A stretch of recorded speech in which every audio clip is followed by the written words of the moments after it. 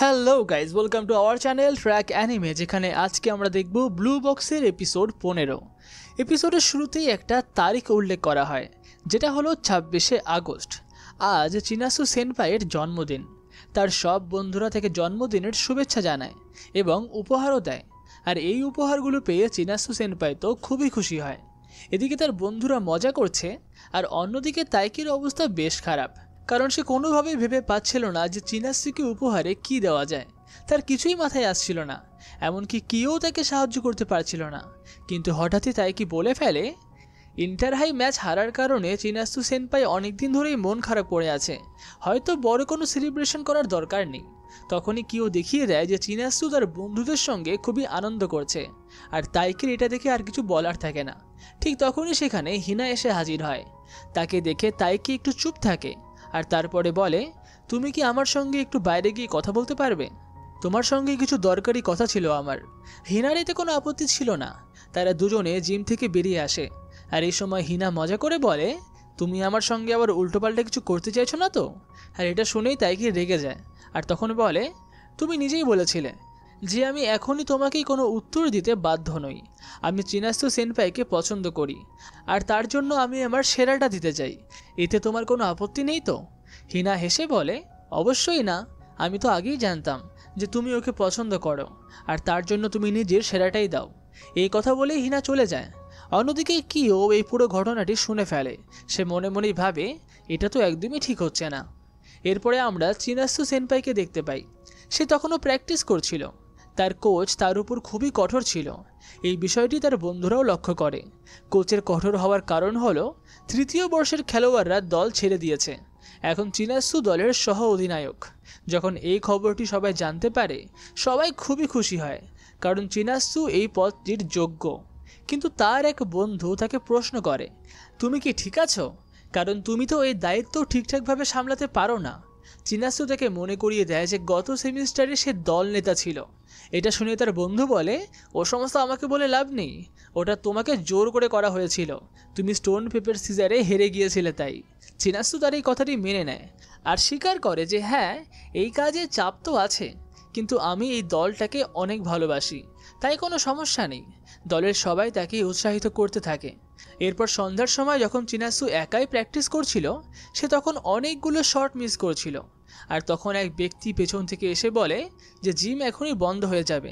এই কথা শুনে চিনাসু বাড়ি ফিরতে শুরু করে। আর বাড়ি ফেরার সময় তার মায়ের ফোন আসে।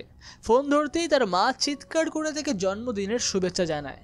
আর তিনি এমনভাবে চিৎকার করেন যেন তার আওয়াজ পুরো ওখান থেকে জাপানে চলে আসে।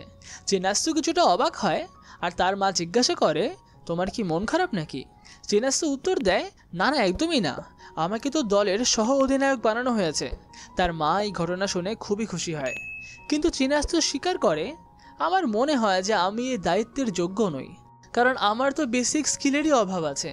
এমনকি আমি একটা গুরুত্বপূর্ণ শটও মিস করেছিলাম। আর এই কথা শুনেই চিনাসুর মা তখন তাকে বোঝায় যে কোনো কিছু চেষ্টা করার আগেই এটা ভেবো না যে তুমি পারবে না, বরং এটা ভাবো যে তুমি সেটা কীভাবে করতে পারবে। এই চিন্তাভাবনা নিয়ে সামনে এগিয়ে যাও। আর যদি কখনো মনে হয় যে কাজগুলো খুবই কঠিন হয়ে যাচ্ছে, তখন তুমি সেটা অন্যদের উপরে ভরসা করো।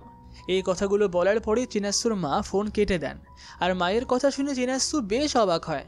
ঠিক তখনই সে একজনকে টেক্সট করে, কিন্তু মজার বিষয় হলো, সে যাকে টেক্সট করছিল সে তার পেছনেই ছিল, আর সে আর কেউ নয়, আমাদের তাইকি।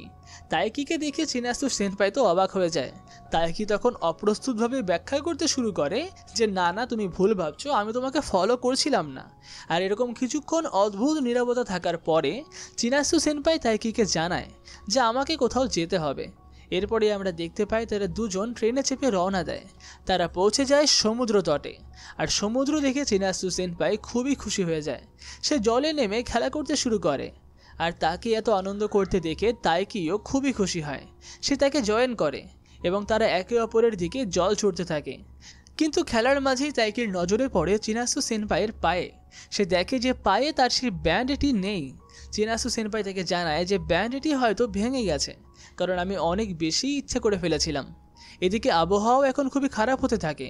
দুজন ব্যক্তি তাদের পাশে দাঁড়িয়ে কথা বলছিল যে আজকের দিনটা খুবই খারাপ হতে চলেছে। এই সময় তাইকি চিনাসু সেনপাইয়ের হাত ধরে, কারণ জায়গাটাও বেশ পিচ্ছিল ছিল।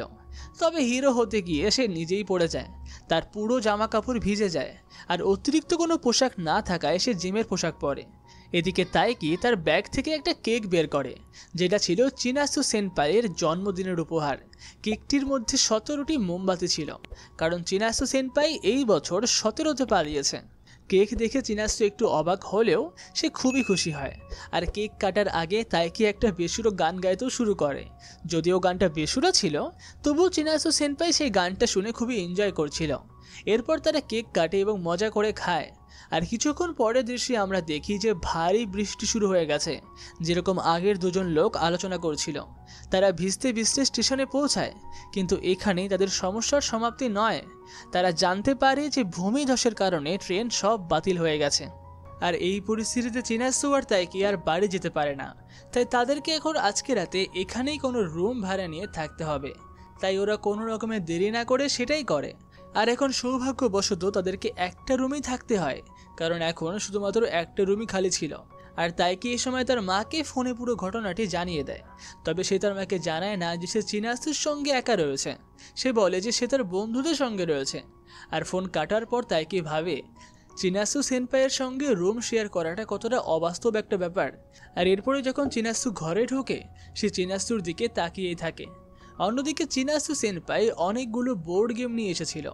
তার পরিকল্পনা ছিল যে তারা রাতভর গেম খেলবে। এতে তাইকির কোনো সমস্যা ছিল না।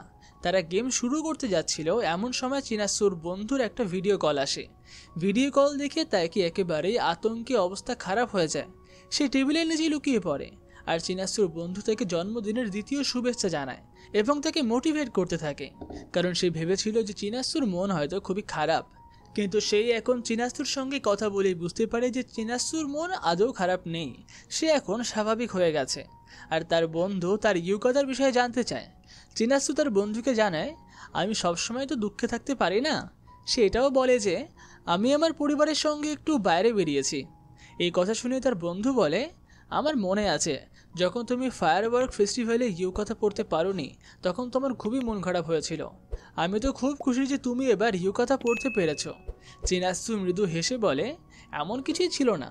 আর এখন তার বন্ধু বলে, আমি ভেবেছিলাম যে তোমাকে একটু মোটিভেট করব, কিন্তু এখন দেখি তুমি আগে থেকেই অনেক ভালো রয়েছ। তাহলে তো আমার ফোন করার কোনো দরকারই ছিল না। যখন তারা ফোন রাখার প্রস্তুতি নিচ্ছিল, ঠিক তখনই তাইকি উঠতে গিয়ে দুর্ঘটনাবশত একটা গ্লাস ফেলে দেয়, আর এতে শব্দ হয়। অন্যদিকে চিনাসুর বন্ধুও সেই শব্দ শুনে একটু সন্দেহ করে। সে ভাবে এটা কি কোনো মেয়ের গলার আওয়াজ ছিল। কিন্তু চিনাসু মনে করে যে তার বন্ধু হয়তো কিছুই শোনেনি, কারণ সে ফোন কেটে দিয়েছিল। তখন চিনাসু তাইকিকে বলে, আমি সত্যিই খুবই ভাগ্যবান যে এত ভালো মানুষদের সঙ্গে রয়েছি। এই কথা শুনে তাইকি বলে, আমি ফায়ার ফেস্টিভ্যালের জন্য আপনার কাছে ক্ষমা চাইতে চাই। আমি বলেছিলাম না যে আমি আমার বন্ধুদের সঙ্গে যাব, কিন্তু শেষ মুহূর্তে কিও অসুস্থ হয়ে পড়েছিল, তাই সে যেতে পারেনি। তাই ফেস্টিভ্যালে শুধুমাত্র আমি আর হিনায় ছিলাম। তাই আমার মনে হলো যে আপনি হয়তো আমাকে ভুল ভেবেছেন, এই জন্যই আমি দুঃখিত। এই কথা শুনে চিনাসু প্রথমে অবাক হয়, কিন্তু পরে সে খুব খুশিও হয়। আর এরপর সে নিজেও তার ভুলের জন্য ক্ষমা চায়, যেমন ব্যক্তিগত বিষয়গুলো নিয়ে উদ্বেগের জন্য। তাই কি বলে, আপনার এ নিয়ে চিন্তা করার কোনো দরকার নেই। এরপরেই তারা আবার গেম খেলতে শুরু করে। আর এভাবেই পুরো রাত কেটে যায়। আমরা দেখতে পাই সকালবেলার দৃশ্য। চিনাসু সেনপাই ঘুম থেকে উঠে দেখে যে তাইকি এখনো পর্যন্ত চেয়ারেই বসে রয়েছে এবং সে রাত্রেবেলা সেখানেই ঘুমিয়ে পড়েছিল। চিনাসু এখন তার সামনে এসে বসে আর তার দিকে এক দৃষ্টিতে তাকিয়ে থাকে এবং মৃদু হেসেও ওঠে। আর এখানে শেষ হয় ব্লু বক্সের এপিসোড 15। ভিডিওটি ভালো লাগলে ভিডিওটিকে লাইক, কমেন্ট এবং শেয়ার করতে ভুলবেন না। এবং পরবর্তী পর্বটি দেখার জন্য চ্যানেলটিকে সাবস্ক্রাইব তো অবশ্যই করে রাখবেন। তাহলে দেখা হচ্ছে অন্য কোনো ভিডিওতে।